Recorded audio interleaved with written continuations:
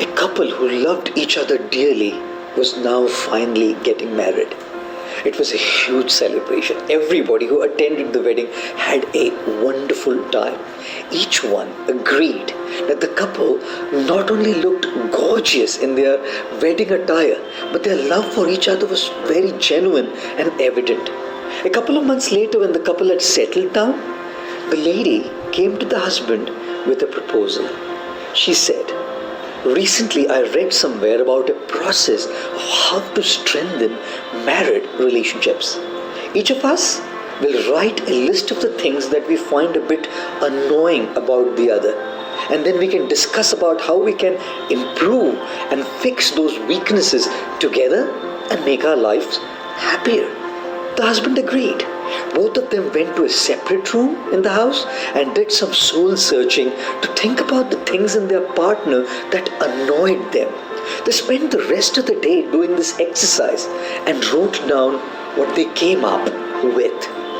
The next morning, at the breakfast table, they decided to go over their lists. The wife offered to start.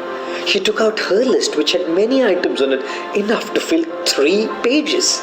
As she started reading the list of those things in him that annoyed her, she noticed that her husband had teary eyes. When she asked him if something was wrong, he said that everything was fine and asked her to continue reading. After the wife had finished reading all the 3 pages to her husband, she neatly placed her list on the table and told him that it was his turn, and that after he had finished, they would discuss how to work on their flaws together. In a very soft and gentle tone, the husband said, "I don't have anything on my list. I think you're perfect the way you are, and I don't want you to change anything for me. You're lovely and wonderful, and I wouldn't want to try and change anything about you." The wife was touched by his honesty and the depth of his love for her and his acceptance of her. She turned her head to the other side and wept. Ladies and gentlemen, there are enough reasons and times when we feel disappointed, depressed, and annoyed. We don't have to go looking for them.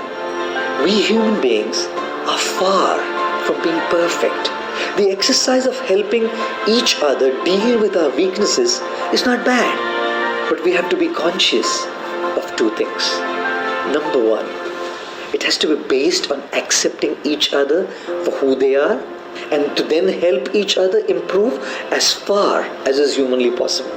And number 2, seeing the bad in others, even if it were with the cleanest intention to help, to serve, must be accompanied with a much larger percentage of focusing on the good in that other person. Trust me, you can never find a perfect partner who only sees the good in you, thinks you're perfect, and loves you the way you want them to.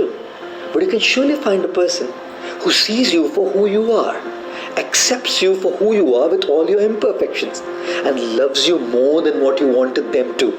And that's even better than perfect.